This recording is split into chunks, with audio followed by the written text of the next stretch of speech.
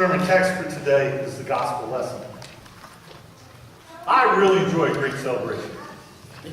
I'm a little slow to get started. I'm one of these guys who like to stand by and watch it get started. Once I get into it, I enjoy it. I like birthdays, I like anniversaries, I like parties of different types, retirement, weddings. I like to go to weddings and dance, I like to enjoy the events. That's kind of what Palm Sunday is. Palm Sunday is a celebration, and the people are celebrating Jesus. They are celebrating his entrance into Jerusalem. They did it about 2,000 years ago. You know the event, but let me kind of go over the event for you again, and I'm going to add in some of the other Gospels accounts to it. They approached Jerusalem. They came to Bethphage and Bethany. Now that's about a mile or so outside the city of Jerusalem. And then they went up to the Mount of Olives, which is on the crest of the hill. And you got to go down the Kidron Valley and come back up. So it's a little bit of a journey. It's not like they're backing up at the gates like we do at the doors here. They're starting from a distance. Jesus sent two of his disciples, saying to them, "Go to the village ahead of you." He didn't say go to Jerusalem. He said go to the village. He went to one of the small villages around. And as you enter, you'll find a colt tied there, which no one has ever ridden. Untie it and bring it to me. I could just hear the disciples going, "Oh yeah? You want me to go get this colt and untie it and bring it to you? What happens if someone says to me, 'What are you doing?'" So Jesus anticipates that, tells them, he says, if someone asks you what you're doing, just tell them the Lord needs it and we'll send it back. Now you got to picture this. You got to kind of put yourself into place. The donkey is what they used to travel. The donkey is how they got around. We use cars, right? Can you imagine somebody coming up to your car and going, opening the doors, getting in, getting it wired, and you go, "What are you doing?" And they go, "Well, the Lord needs it. We'll bring it back." How would that fly with you? Not too much, right? And it's not just any car. It's a brand new car. Because this is a new donkey. It's never been ridden. It's not quite the same because they had heard about Jesus and they had heard about the prophet. You might say, okay, if it was a famous religious leader or somebody that you respected coming as one of his disciples. But still, it's not the usual thing. They went and found the colt outside the street, tied in the doorway. They untied it. When the people asked, "What are you doing untying the colt?" they answered as Jesus told them to. And the people let them go. Then they brought the colt to Jesus. And they threw their cloaks on it, so it would be a little more comfortable to sit on. Sitting on the back of a donkey is painful. They got this little ridge along the back that's hard.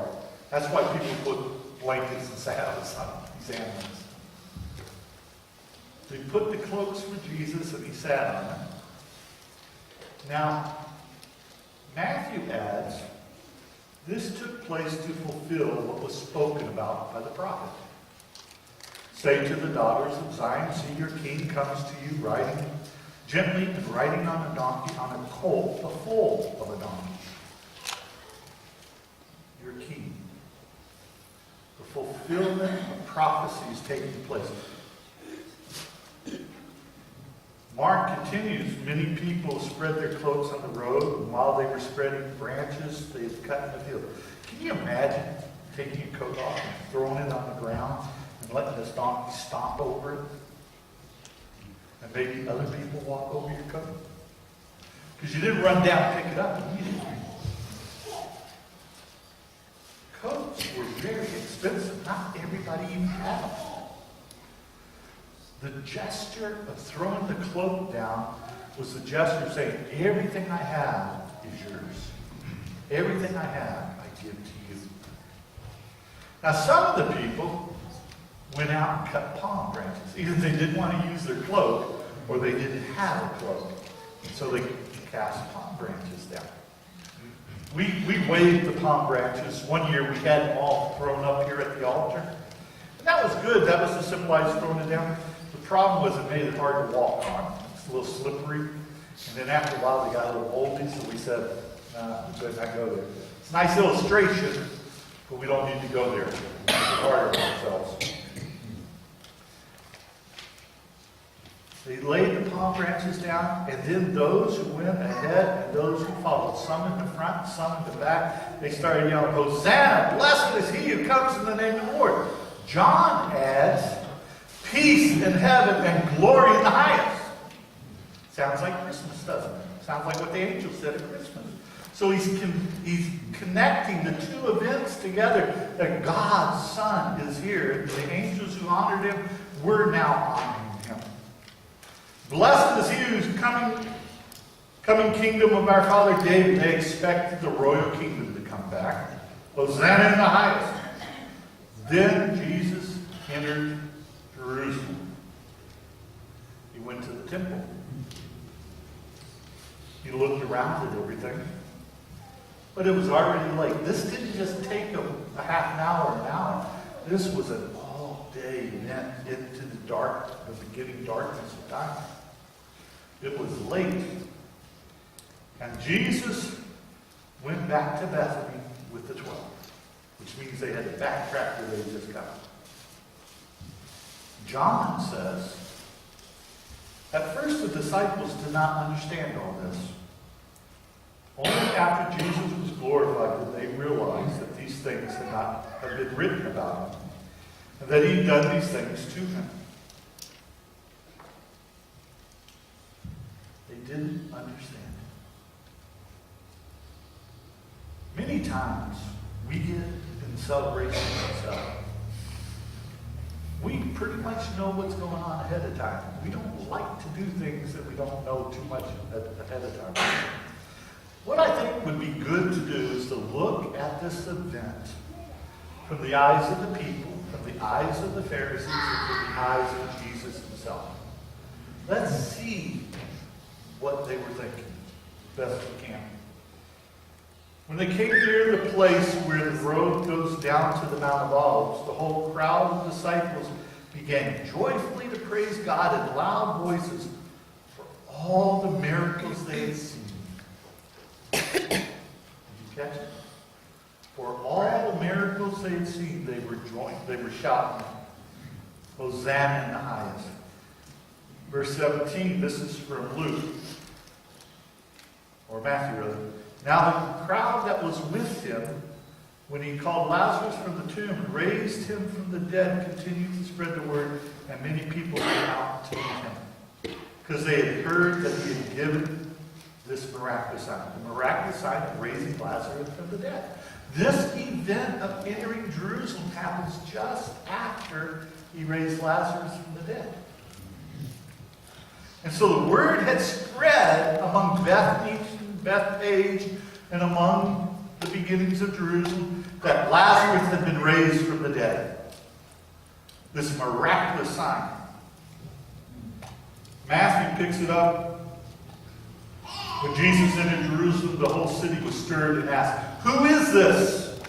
And the crowd answered, this is Jesus, the prophet from Nazareth in Galilee. The people were caught up in honoring the prophet who did miracles. Basically, they went out to see the miracle man. They went out to see the guy, the prophet, who had just raised someone from the dead. They didn't go out to see their Christ, their Savior.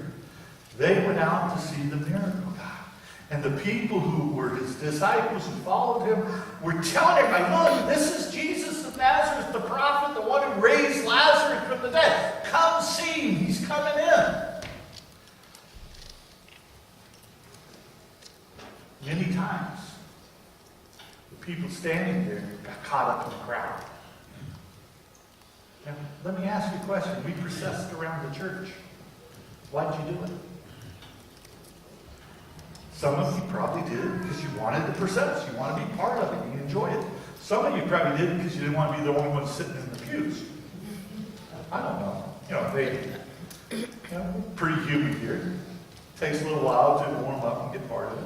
But I noticed we all got up and we all processed. Isn't that kind of cool? We were all part of the event. And that's what kind of happened to the people in the crowd. They got caught up in it. They went to see this miracle man, this prophet who comes to do miracles. The prophet of Galilee, Jesus of Nazareth. The disciples, they went along because they were with Jesus, and the crowd was doing it, and they joined in. They didn't know what was going on. And in fact, they didn't know until after the resurrection. Let's see how the Pharisees viewed this event. Luke tells us, some of the Pharisees in the crowd said to Jesus, "Teacher, rebuke your disciples. Rebuke them. Tell them to stop. They're getting out of hand. They don't know what they're doing." And Jesus says, "I tell you that if they keep quiet, the stones will cry out."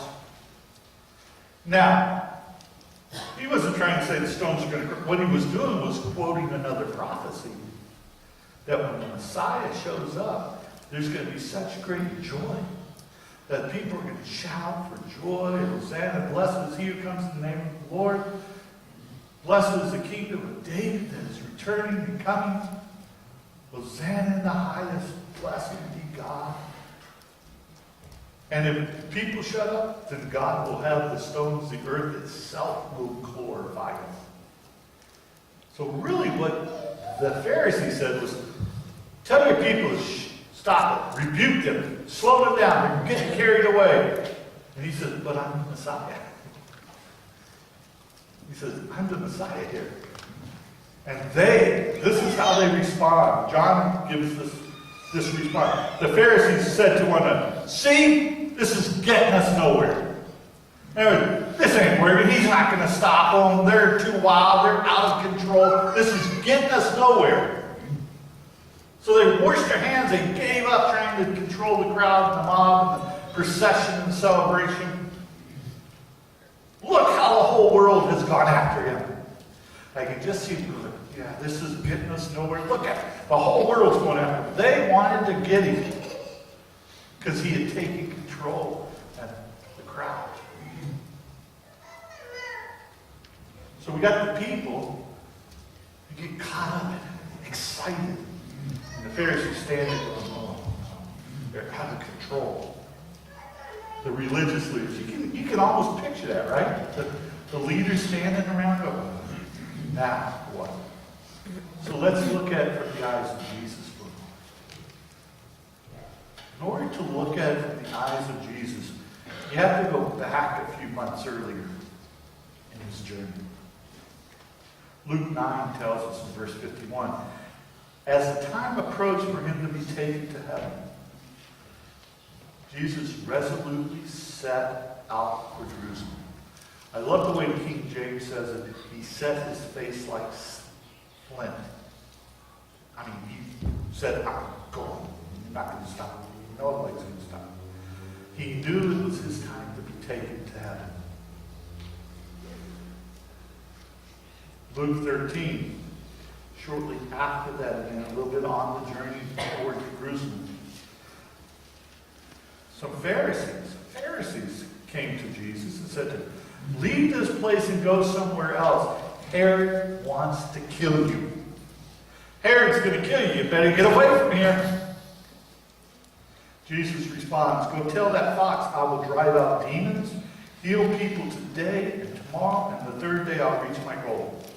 In any case, I must keep going today, tomorrow, the next day, for surely no prophet can die outside of Jerusalem.